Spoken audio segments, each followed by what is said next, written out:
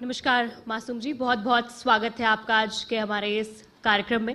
सुबह से ही राजनीतिक चर्चाएं चल रही थी पक्ष और विपक्ष के लोगों के साथ, पंजाब, हरियाणा, हिमाचल, और अब आपके साथ बात करेंगे हरियाणवी संस्कृति से जुड़ी हुई, और जिस तरह मेरी सहयोगी ने भी कहा कि सुरों से जुड़ी हुई जो ये बातचीत है ये आपके साथ करेंगे।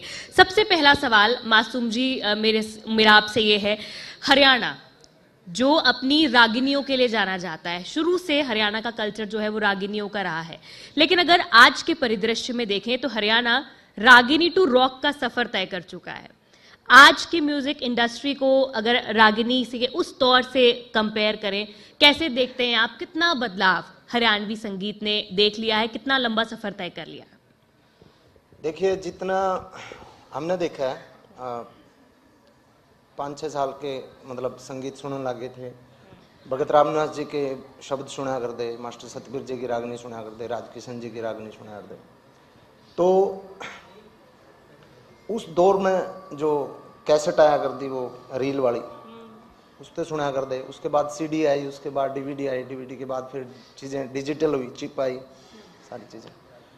तो जितना डिजिटल परिवर्तन हुआ उसके साथ साथ अपना मतलब म्यूजिक का टेस्ट भी लोगों का मतलब चेंज हुआ।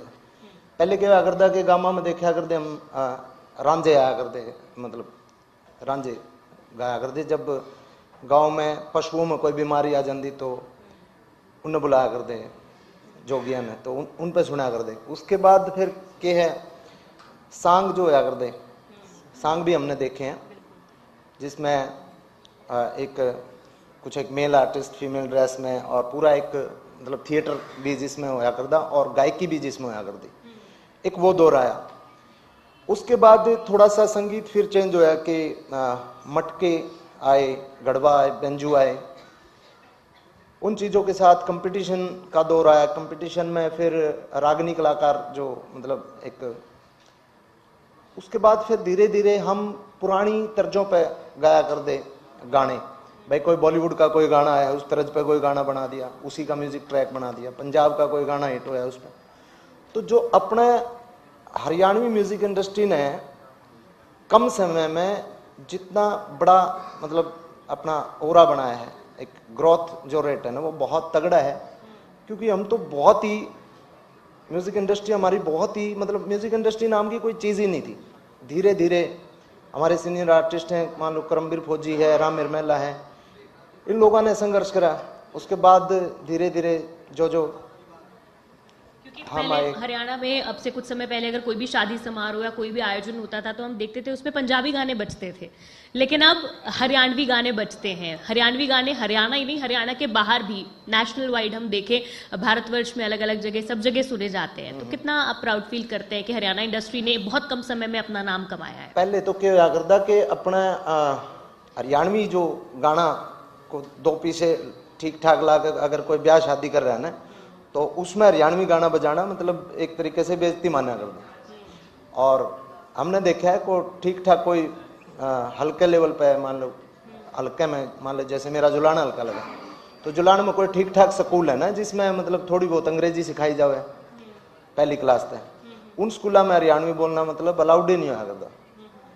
तो और आज के दिन हरियाणवी का इतना बड़ा हो रहा हो गया कि मैं अकेला नहीं, बहुत सारे जितने भी मेरे सहयोगी आर्टिस्ट हैं, सारे सिंगर हैं, बड़े लेवल पे बाहर जो विदेशों में शो होने लगे। मतलब कदे सोच भी नहीं सकता था कि हमारे रागनी कलाकारा के भी विदेशा में शो होंगे। तो आज के दिन तो देखो अपना म्यूजिक इंडस्ट्री पे बहुत प्राउड फील हुआ है। और अपने सहयोगी जितने भी आर्टिस्ट हैं, जितने भी पुराने आर्टिस्ट जिन्होंने मेहनत करी और एक म्यूजिक इंडस्ट्री को ग्रो किया, उन पर बहुत प्राउड फील हो। बिल्कुल। तो आप और आपके साथी जो कलाकार हैं जो कि हरियाणवी म्यूजिक इंडस्ट्री को देश भर में, विदेशों में इस्टेब्लिश करने की कोशिश कर रहे हैं, ये एक अच्छी पहल है। लेकिन अगर किसी एक गाने की बात करें मासूम जी, एक गाना बनता है बोल से, एक गाना में उसके क्या बोल हैं, क्या लिरिक्स हैं, वो बहुत ज़्यादा महत्व रखता है। अगर आपके गानों की बात करें या फिर दूसरे जो आजकल गाने आ रहे हैं, बहुत ज़्यादा गन कल्चर और वायलेंस पर आधारित गाने आ रहे हैं, तो क्या आपको लगता है कि क्या असर है इसका युवा पीढ़ी पे? क्योंकि अभी गाना एक मैसेज देने के लिए है या फिर एक मास क्या चाहता है उस लिए है? गाना मैसेज देने खातर नहीं होता, गाना जो वो है वो एंटरटेनमेंट का एक साधन हुआ है और एंटरटेनमेंट के लिए बनाए जाऊँ। और दूसरी बात जो मैं कहना चाहूँगा कि जिस धरती पे जिस तरीके के लोग हुए ना, उस धरती पे वैसे ही श्रोता हुए हैं, वैसे ही कलाकारों को गाने बनाने पड़ते हैं। जितने जूत बाजे दुनिया भर में वो हरियाणा में बाजे, वह कुरुक्षेत्र की लड़ाई ला लो, पानीपत की लड़ाई ला लो, जितने भी हड़बाद हो याड हो। अब भोजपुरी इंडस्ट्री ने ले लो, आप भोजपुरी इंडस्ट्री में कोई मार धाड़ वाले गाने बना दे को नहीं। वहाँ पे एक तरीके से उसने आप वल्गैरिटी कैसे कहा कि मतलब लड़कियों के साथ हरकत डायरेक्ट मान लो स्टेज पर उन्हें करनी पड़े, वो कलाकार करना नहीं चाहता, ऑडियंस करवाती है। और एक दौर हमने यो भी देखा है कि रागनी जब अपनी होया कर दी, हमारे पुराने जो आर्टिस्ट थे, सुनील दुजानिया जी थे और मान लो राजेंद्र खरकिया जी थे और बहुत सारे कलाकार थे। एक टाइम वो था कि रागनिया में उनने स्टेज पर भूंडा बोलना उनकी मजबूरी हो जाया करती कि जो जितना भूंडा बोलेगा उतना पब्लिक का वाहवाही लेकर जाओगा। तो ये सारी चीजें हैं ना, मतलब ऑडियंस करवावा कलाकार, जिसा सुनना पसंद करेंगे लोग, कलाकार तो वैसे ही बनाओगे। अब लोग सुनना पसंद कर रहे हैं लेकिन सरकार लगातार इस पर कैंची चला रही है। आप ही बता दीजिए अब तक कितने गाने बैन हो गए हैं? मेरे लगभग 19-20 गाने, 19 से 20 हाँ, गाने बैन हाँ। हुए। तो क्यों? क्योंकि चूंकि आपने कहा कि गाने जो मास सुनना चाहता है वन बनाते हैं, लेकिन अगर इसके विपरीत अगर हम देखें तो आप कह सकते हैं कि एक बहुत बड़ा मास आपको पसंद करता है, बहुत यंगस्टर्स जो हैं वो आपको फॉलो करते हैं, आप जैसे और भी जो सिंगर्स हैं उन्हें फॉलो करते हैं। तो क्या आपको नहीं लगता कि अगर कोई दूसरे तरह के गाने आए या अगर लिरिक्स को थोड़ा चेंज किया जाए तो आप जो करेंगे वो आपको फॉलो करेंगे? अच्छा ऐसा जी, नहीं सोचते आप? सामाजिक चीजें भी हम बनाते हैं, लेकिन सामाजिक चीजें लोग कितना पसंद करें वो भी एक देखने की बात है। और हर आर्टिस्ट की जिम्मेवारी भी बनती है और हर कलाकार जो है उस जिम्मेवारी को अच्छे से निभाता भी है। हर कलाकार अपने तरीके से बीच बीच में कुछ मतलब सामाजिक अच्छी चीजें बनाता है, देता है, लेकिन उसने पसंद करनी है कितने। अब ये तो देखो डिमांड एंड सप्लाई का गेम है सारा। मतलब भाई कोई आदमी किसी चीज पे, किसी बिजनेस पे पैसे लगाओगा तो फायदा खातर लगाओगा, ठीक है। एक गाना आज के दिन गाना बैन होता है तो अल्टीमेटली आपको नुकसान भी तो होता है उस आज बात के का। दिन एक गाना 25-30 लाख रुपए में बनता है।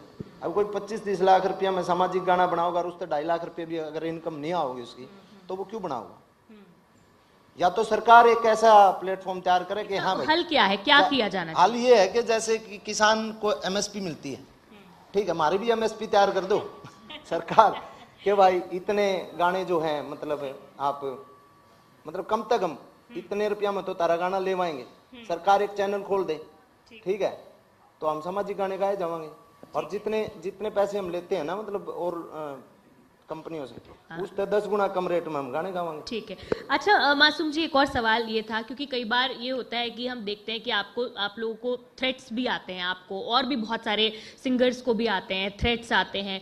जनरली जब परिवार में किसी बच्चे को थ्रेट आ रहा है तो फैमिली भी परेशान होती है कि भाई इस तरह। तो कभी क्या आपको लगा कि भाई ये करियर के ऊपर कभी ऐसा कुछ डाउट आया कि नहीं यार इस तरह की चीज़ें हैं? परिवार से किस तरह का सपोर्ट रहता है इस दौरान जब कोई थ्रेट्स आते हैं या सिक्योरिटी आपको लेनी पड़ती है? परिवार का किस तरह से सपोर्ट रहता है? क्या वो बोलते हैं कि नहीं छोड़ दो, या वो बोलते हैं नहीं कोई बात नहीं डटे रहो? देखो जी, हमारा परिवार तो थोड़ा सा ऐसा है कि कदे मेरे को कहीं नहीं भाई काम धंधा छोड़ दे। जब तक मैं लाग रहा हूँ, शुरुआत में मतलब थोड़ी सी दिक्कतें आई थी, लेकिन जब से परमात्मा ने थोड़ी सुनी है उसके बाद कदे इन्होंने मना करी के भाई थ्रेट आवे तो काम छोड़ दे।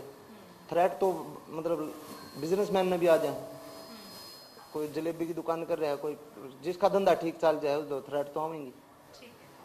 अच्छा, आप जब आप इंडस्ट्री में आते हैं, जब आप एक बहुत बड़ा नाम बन जाते हैं, तो इसी के साथ कंट्रोवर्सीज भी आपको गले लगा लेती हैं। तो आपके साथ भी बहुत सारी ऐसी कंट्रोवर्सीज हुई हैं, आप कोई गाने को लेकर जब आप कोई कमेंट कर देते हैं किसी लिरिक्स को लेकर, तो जब इस तरह का टाइम आता है, जब कंट्रोवर्सी होती है, कोई लोग आपके सपोर्ट में होते हैं, कुछ लोग आपको ट्रोल करते हैं, तो इस टाइम को कैसे आप हैंडल करते हैं? इस टाइम मासूम शर्मा क्या करते हैं?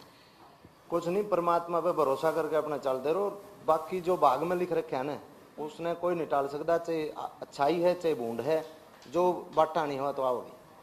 मैं इस चीज ने कदे नू नहीं लिया करता कि भाई इससे कदे कुछ बुरा हो जाए, इससे कुछ नहीं, अपना परमात्मा भरोसा करके चल दे रहा हूँ। अच्छा, अगर बात करें तो आगे क्योंकि हरियाणवी इंडस्ट्री है, पंजाबी इंडस्ट्री, अलग अलग इंडस्ट्री है, लेकिन अगर आज भी सबसे बड़ी इंडस्ट्री मानी जाती है तो वो माया नगरी मुंबई में है, बॉलीवुड।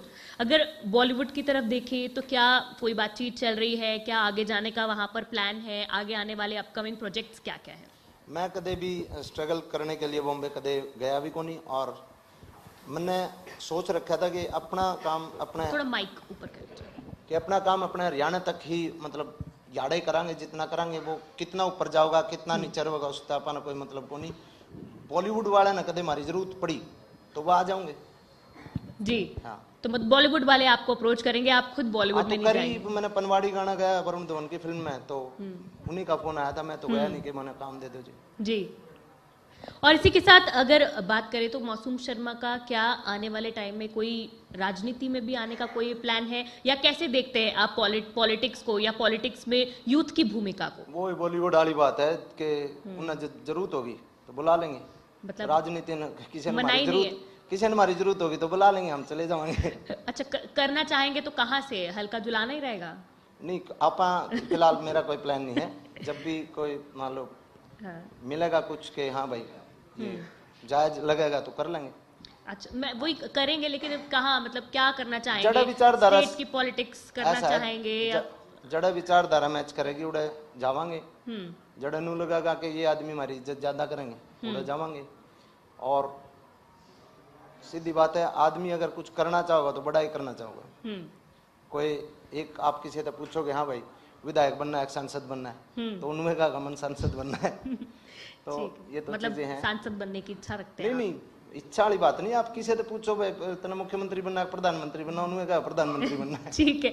अच्छा मासूम जी, मैं ये जानना चाहती हूँ कि जब भी आप कोई अपना नया गाना लिखते हैं तो उसकी थीम कैसे डिसाइड करते हैं, कैसे उसके जो बोल हैं वो लिखते हैं? जब भी कोई नया गाना आ रहा होता है तो सबसे पहले उसके पहले की आपकी एक्सरसाइज क्या होती है? पहली बात तो मैं गाना लिखता नहीं, मैं बहुत कम, मतलब 100 में से कोई का गाना मैं खुद लिखा रहा हूँ। मेरे पास हैं बच्चे, अमर करनावल है, रिलाटर हैं, राहुल मोहाना, और बहुत सारे बच्चे हैं जो मेरे गाने लिखते हैं। तो वो जब लिख के ले आया करें, 4 गाने सुनाओगे, उसमें तो एक मान लो उन्हें पसंद आ गया कि भाई यो ठीक है, यो गाना बढ़िया है, तो उस पर मैं काम कर लूं।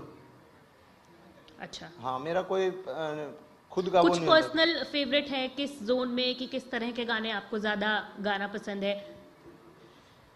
देखो जी, मैं तो फेवरेट जोन तो मेरा रागनी का है, मैं रागनी गाना बहुत पसंद करूँ हूँ। और हम कई बार बिना 20 दिन में अपना खुद का एक, मेरे गांव की जो मंडली है जिससे शुरुआत में मैं जिसके साथ काम करा करता, वो भाई हम इकट्ठे होया करा, बिना 20 दिन में हम छोटा मोटा रागनी का प्रोग्राम, मतलब घरेलू टाइप आपस के बंदे बैठ के अपना कर लिया करा।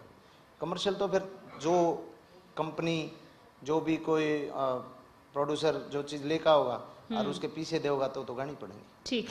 अच्छा, मैं आप जैसे कह रहे हैं कि रागिनी भी आपको पसंद है, पर्सनल फेवरेट है, तो जरूरी नहीं रागिनी, पर कुछ भी 2 लाइनें मैं चाहूंगी आप गुनगुनाएं, क्योंकि जितने लोग यहाँ बैठे हैं वेट कर रहे हैं कि कब मैं आपसे रिक्वेस्ट करूंगी और वो 2 लाइन आपके मुंह से सुनना चाहेंगे। एक गाना मेरा आया था, बैठा बलद कदे लात मार के ठाया नहीं करते, बहुत पसंद करा था लोगों ने, लेकिन वही बात फिर मैं उससे बदल के आया करूँ कि अच्छे गाने गावा, जब को भाई गाने बैन तो सरकार ने कर दिया, अवार्ड देने खातर कदे कौन बुलाए, आज जब इतना बढ़िया गाना गाया इतना शाबाशी देवांगे। तो वही चीज है, यार बैठा बलद कदे लात मार के ठाया नहीं कर दे, और पक्की फसल के जड़ में बीड़ी लाया नहीं कर दे, और गांव की छोरी बिगड़ी हो तो समझा दो, और बिगड़े माहौल में अपना काम बनाया नहीं कर दे, अरे अपनी भी तो भान पड़े से कॉलेज में, और दूसरे की न देख के फायदा ठाया नहीं कर दे, जब पट्टी धोती पहरे अंडे बाबू रे, तो फैशन लान का हक बेटे का बनदानी, जय गाड़ी दे दी कोख ते जमन आली ते, तो वैष्णो देवी जान का हक बेटे का बनदानी। क्या बात है, बहुत अच्छा, बहुत सुरीला मासूम जी। जाते जाते एक सवाल मैं आपसे पूछना चाहूंगी। जिस तरह आपने पहले सवाल के जवाब में मुझे पूरा हरियाणवी कल्चर, रागिनी से लेकर अब तक का डिजिटल एरा तक कैसे पहुंचा, आपने मुझे उसके बारे में बताया। लेकिन आजकल का जो डिजिटल एरा है वो आप जैसे जो फोक रूटेड सिंगर्स हैं उनके लिए क्या मानते हैं आप? कितना चुनौतीपूर्ण है या कितना प्रेशर क्रिएट करता है? देखो, कोई चुनौतीपूर्ण नहीं है, टैलेंट जिस में है। और ये तो बल्कि जब से डिजिटल हुआ है ना, जब से कलाकारों के हाथ में खुद कमांड आ गई। नहीं तो पहले क्या हुआ करता, पहले कंपनियां आया कर दी और कंपनियों का डिस्ट्रीब्यूटर एक आदमी आया करता। भाई किस कंपनी का नंबर चलाना है, कौन सा कलाकार का नंबर चलाना है, और डिस्ट्रीब्यूटर के हाथ में आया कर दी कि भाई कौन सा कलाकार की सीडी मैंने घर घर पहुंचानी। अच्छी अच्छी चीजें रह जाया कर दी। तो पहले तो मतलब अलग ही चीज थी। और जब से डिजिटल मतलब होया है, सब कलाकारों के अपने चैनल हैं, सबके अपने फॉलोवर हैं, सबके अपने मतलब सारा डिजिटल ने जो है कलाकारों को जितना फायदा दिया है ना, वो मतलब बहुत अविश्वसनीय। अच्छा मानते हैं कि मतलब फायदा मिल रहा है इससे आपको भी और दूसरे कलाकारों को भी। जी, बहुत शुक्रिया मासूम जी हमारे साथ इस खास चर्चा